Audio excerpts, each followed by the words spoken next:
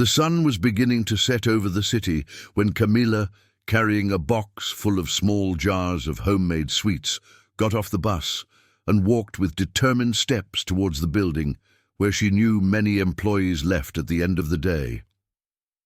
She adjusted her apron, took a deep breath and smiled, even though her heart was heavy. It had only been 2 weeks since her husband, Henrique, had lost his job as a sales manager, and she knew that if she waited for a solution from him, they would go hungry. As he approached the entrance to the building, he set up his small, improvised stand with flowery cloths and carefully labeled jars.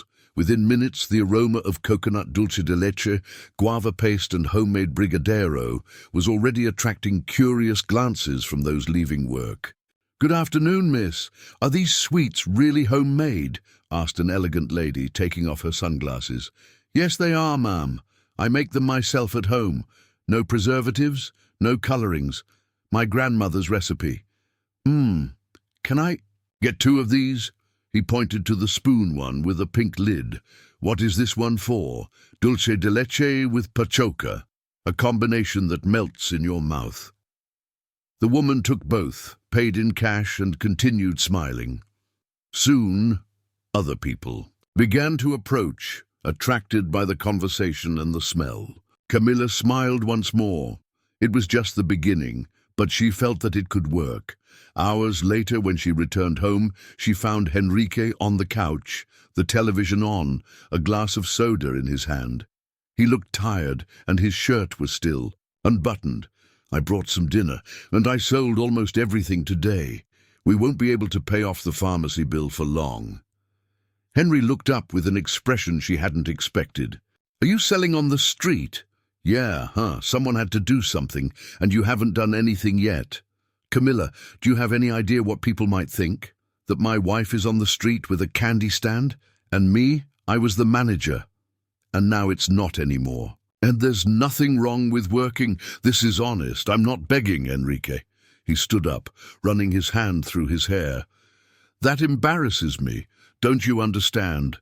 What shames me is seeing that you prefer pride to our dignity. I will not let our children go hungry because of your vanity." Enrique remained silent. Then he huffed and left the room. Camilla didn't cry. She knew it was no use.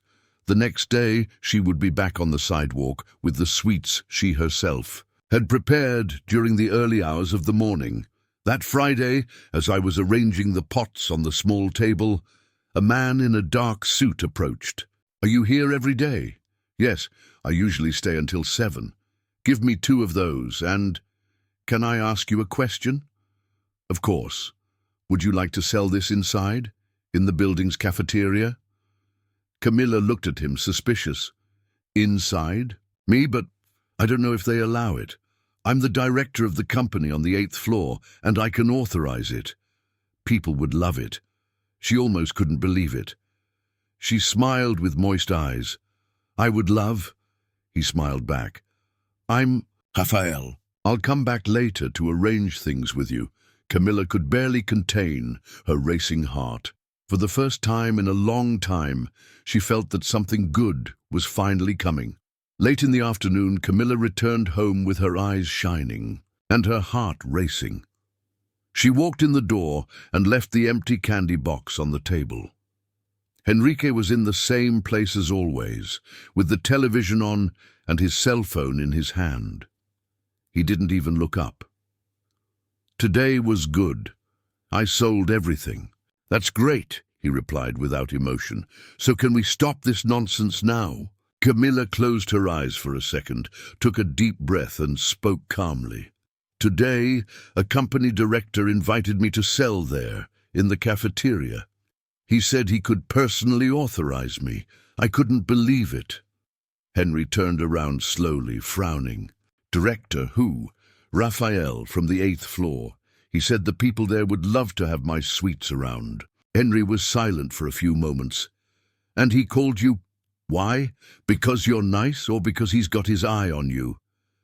"Because of my work, Henrique. Because I try hard. Because my sweets are good. You could, for once, acknowledge that." Be careful not to mix things up, Camilla. This Raphael guy might want something else." She didn't answer. She picked up the empty box, took it to the kitchen, and started washing the pots. Henrique's words still echoed inside her, but the hope she felt was stronger. More than fear, she wanted to win. And if this Raphael was really offering her an opportunity to grow, she wouldn't let her husband's pride get in the way. The next morning, Raphael appeared at the door of the building with a discreet smile. "Good morning. I brought a written authorization. I already spoke to the administration. You can set up your little table in the corner of the cafeteria. If you want, I can help you carry your things." Camilla felt a warmth in her chest, a mixture of gratitude and surprise. "Thank you so much. Really. I don't even know how to thank you. We thank you for supporting what is good. You're doing honest and quality work. You deserve to be seen." They entered the building together. The cafeteria was large, bright, and full of people chatting. As she placed her pots on the table, eyes began to turn toward her, with curiosity and smiles. "It smells great," commented an employee. "Will it be every day?" asked another. Camilla smiled, responding sweetly and attentively. The movement was so great that in less than an hour she had already sold half of what she had brought. Outside, in the car parked on the corner, Henrique watched everything. He had followed his wife since she left home. With every smile she received, every time someone complimented her pastries, resentment grew like a stone in his stomach. It wasn't just jealousy, it was wounded pride, the humiliation of seeing his wife thrive where he felt like a failure. At the end of the day, Raphael approached Camilla, holding a coffee. "You have talent, you know that, right? I only do it with love. That's all I can give right now. And that is more than enough." Camilla lowered her eyes for a moment. There was something different about the way Raphael spoke to her. It wasn't just kindness, it was respect. Henrique watched everything, his fist clenched on the steering wheel. He started the car hard, put it in gear, and skidded around the corner. That night, when Camilla arrived home, she found the door locked from the inside. She rang the bell. Henrique opened it, but didn't say anything. He walked to the sofa and remained silent. "Good evening," she said, trying to lighten the mood. "Good evening to those who are showing off to men in suits," he replied, without looking at her. "I've done nothing but work. You should be proud of me. I'm trying to save what you left behind." Henry stood up abruptly, facing her. "You're taking advantage of a moment of weakness of mine to play the heroine. I'm saving our home, Enrique. And what are you doing?" He didn't answer. He took his key, his wallet, and left without saying where he was going. Camilla closed the door firmly, leaned her back against the wood, and closed her eyes. Silent, tears streamed down her face, but even so, deep in her chest, something remained firm. She wasn't going to stop, not now. The following days were an intense mix of work, learning, and new beginnings for Camilla. Her small candy business not only grew, but also transformed her. With each jar sold, she felt stronger, more in control of her own destiny. The mornings began early and the nights ended late, but the satisfaction of seeing her efforts pay off gave everything meaning. Henrique, on the other hand, remained distant, consumed by wounded pride and a sense of helplessness. He avoided looking Camilla in the eyes, and their conversations were brief, tense, and full of unspoken hurt. She knew that the distance was not just physical, it was emotional, a barrier that seemed difficult to overcome.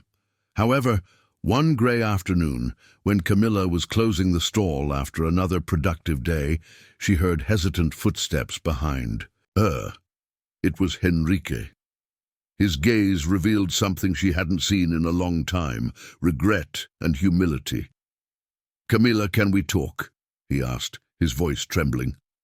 She hesitated, but nodded.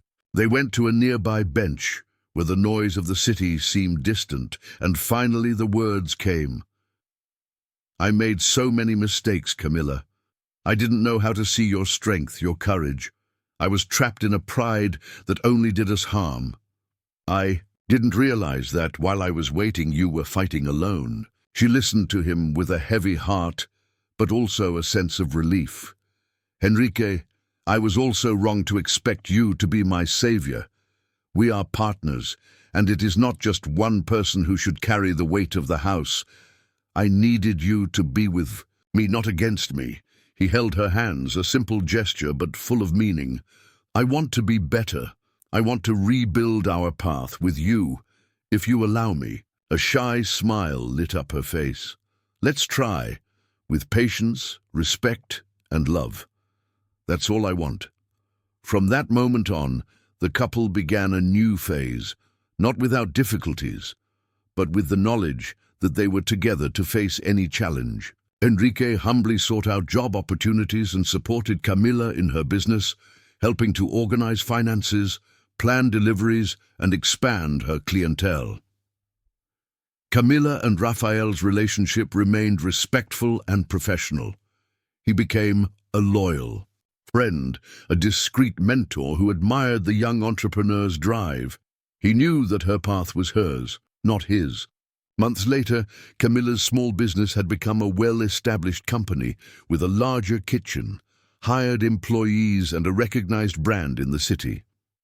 The sweet aroma that once emanated from the small street stall now perfumed corporate events and family parties. But what changed the most was not the sweets or the money. It was the respect, partnership, and renewed love between Camila and Henrique. They learned that true success is not in what you have, but in who you choose to walk alongside, in the ability to grow together, overcome together, and above all, never give up on each other. And so, with their hands intertwined, they continued to build not only a company, but a story of new beginnings, courage, and true love.